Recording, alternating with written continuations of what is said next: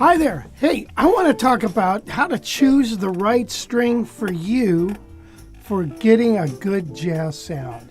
You know, when you look at the elements that make up a jazz sound, of course, it's a quality guitar, a quality amplifier, and you got to have the right strings.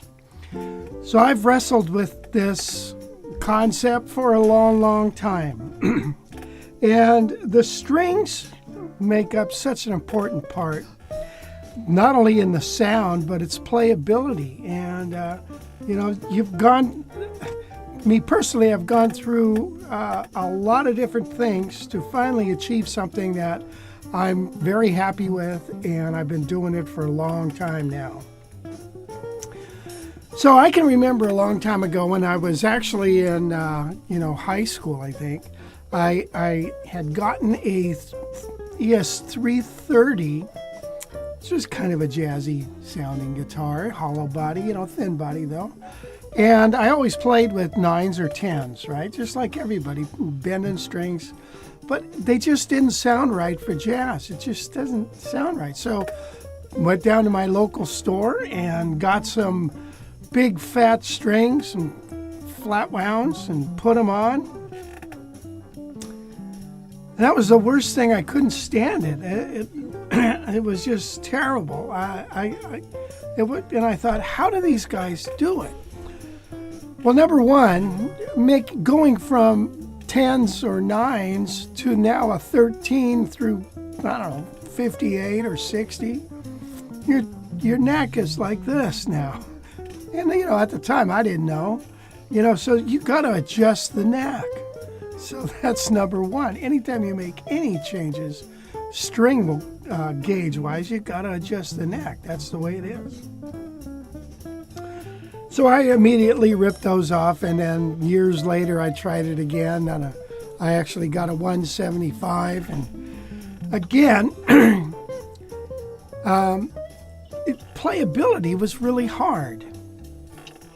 I thought, and I remember one time I just thought, I forget what strings I had on them at the time. I think, buying Gibson strings. And, I remember I was playing in a big band, and I just got so sick of these strings because they were just so hard. I felt like I was always muscling the thing. And I decided to put on just some regular rock and roll strings that I'm used to, 10s.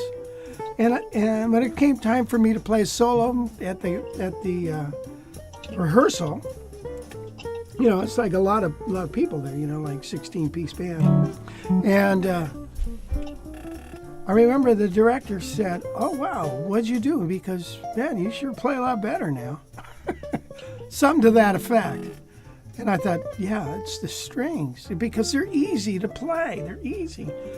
I like the tone of the other ones, but I hate the playability.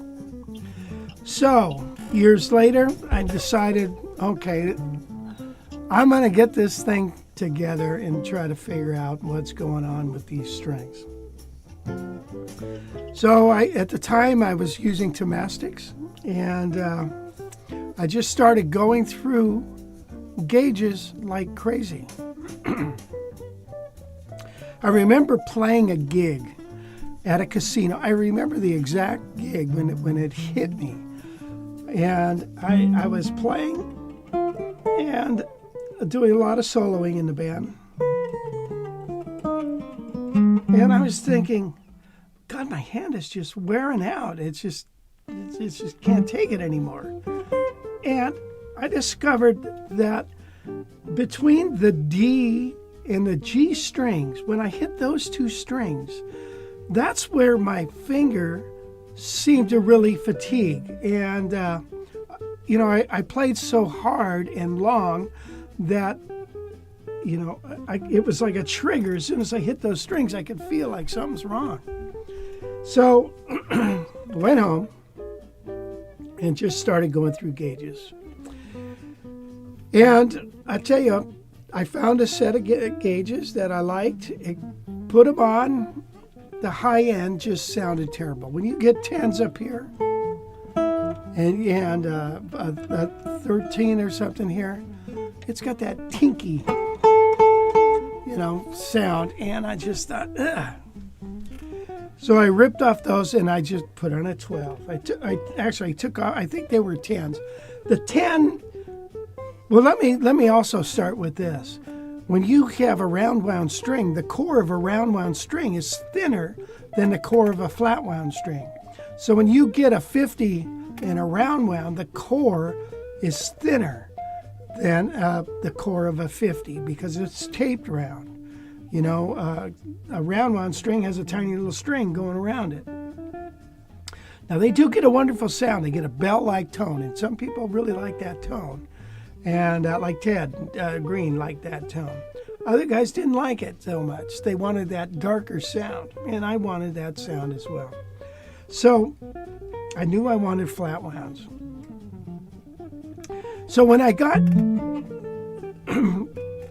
I tried to find the lightest set I could that had a low D and G string, but the E and the B string were too low. So took those off. I put on an 11. Still got that crappy sound. I can't mimic it now because I have the proper strings on this. Then I put on a 12. It still didn't work. Put on a 13. Oh, wait a minute now. That's a nice fat sound. Okay, then the B string, same thing. I think it had a 13.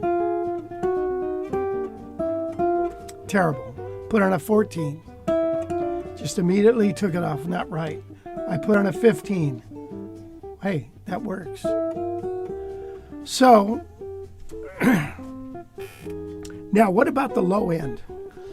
All right, so if I've got real low gauge strings on the low end, is it going to hurt my neck? That was one issue. Really? Is it going to twist the neck? Because aren't these gauges that you get from the manufacturers stress related to the neck? No, they're not. So I started doing the same thing with all the strings. When I put real fat strings, like in a set, and you start getting into a 56 and a 54, it's like the bass is really heavy, too heavy, and the D and the G string are too heavy. So your guitar sounds unbalanced when you get these low strings that are really fat. So it's like your pickup, you'd have to adjust your pickup so that these guys just don't punch out and these guys are left in the dust. So anyway, that was my quest, is to find the right gauge in a flat wound string. By the way, it's very costly to do that. When I talk about the D string and the G string, when they're really tight, it wears your hand out. And it's because this, when you start rolling here and pushing on that string, when you're playing soulfully,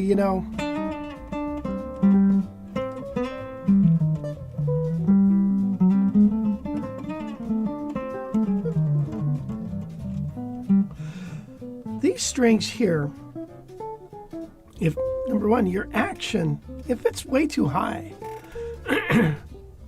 it's terrible. I used to go over to this guy's house when I was young. He was a jazz player and he had a Les Paul with flat wound strings. He wanted to learn rock and I wanted to learn jazz. So we did always swap lessons. I'd play his guitar and think, God, this thing plays like crap. How can you, he would always be futzing around. He was a fine player, but he couldn't play anything, he seemed sloppy.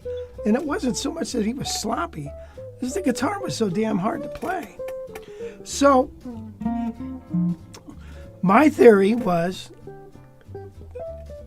get the action down as low as you possibly can. Okay, and then put on the strings you want and adjust the neck. And the neck adjusts. You put the strings on and 2 weeks later they start buzzing, Let's say you put it on, you adjust your neck flat, Okay, a week later, the strings lose their tension. Now you've got to readjust your guitar, or the humidity changes. The top goes up or down. You have to adjust your guitar. So when you get the action low, when you get a lighter string on the low end, you can go all day with these lower strings, and it's not going to wear you out. So action's really low. Now let's get into the gauge that I found. This is what I started using. D'Addario Chromes, extra light gauge. And so they have a 48, 38, 28, and a 20 wound. Now, if you say to yourself, okay, wow, a 48, man, that's really light. You know, that's like a rock and roll string. Well, it's not, because remember, a 48 in an Ernie ball is wrapped wound, and it's got a smaller core. So comparable, maybe it would be like a 54 in a round wound string. So, but if you notice on here, it comes with a 10 and a 14. So those are useless. They're dead to me. So what I had to do is go buy singles Quite apropos for our of a 13 and a 15. And I would throw out, actually I saved them and I got them on reverb. As I've got 120 of them, 120 10s and 120 14s. So many people have been asking me about strings, and it's such a long process to go through what I just did. And so what I've done, as per requested, is I put together my own custom set. And here's what it looks like. Hope you can see that. There's my picture. My son designed this fancy label. And what you have is a 13, 15, a 20 wound, 28, 38, 48, and you also get a 10 and a 14 that came in the set. Before, you had to go and buy these, and these aren't cheap strings, by the way, and then you got to go buy a single each. And then you've got your set. So here I've done it for you, and they're on our website, and they're available. This is how they come. And if you'd like to try them out, I really think you ought to try them. Remember, when you get them, you're going to have to adjust the neck. I don't know what you're used to playing, but if you want that jazz sound that's got a nice fat high end,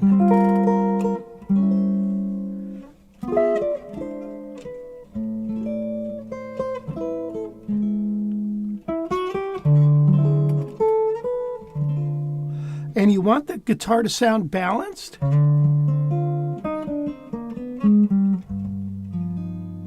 you know, I think this is a great gauge. And you're going to have to adjust your neck, adjust it straight, if you will. But then remember, it's going to have to be readjusted when the strings lose a little tension. Then you want to adjust your action, get it where you want it. And here's what I do. I put it on with my touch. I can make them buzz if I wanted to. I don't want to. I don't play that hard. I play soft. And so you don't get that buzz. So if you're a hard player, you're going to have the action up a little bit. So anyway, if you want these strings, guitarcollege.net. On the left-hand side of the screen is a menu. Go down to Strings and Accessories. Click on that. You'll see my set. Click on it, add it to the cart. Check out. It's quite easy, and we'll ship them over to you. If you take good care of them, they'll last 4 to 5 months easily. Okay? Wipe them off when you're done, and you'll be good to go. So anyway, that was my quest on finding the right string. And I tell you, I was pulling my hair out for years and years and years, and I thought it was me. That's the problem. Oh yeah, here's another interesting concept. Guys have told me you play really well. No, it doesn't matter what guitar you pick up that I demo and stuff. You really play them really well. And I'll tell you a little secret. The reason why is because I put on my strings that I'm used to, and then I adjust it the way I just said.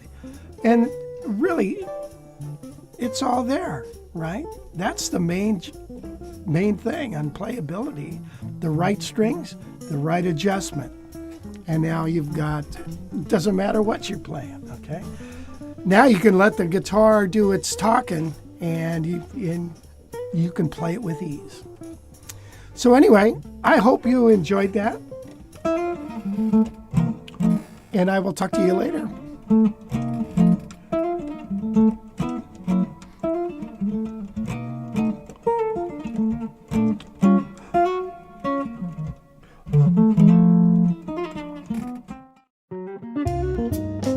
Hi, Rich here again. I just wanted to say thanks for checking out my videos. If you like it, hit the thumbs up button. And if you haven't already, please subscribe to my channel and sign up for those notifications so you can see all the cool guitar videos we put out each week.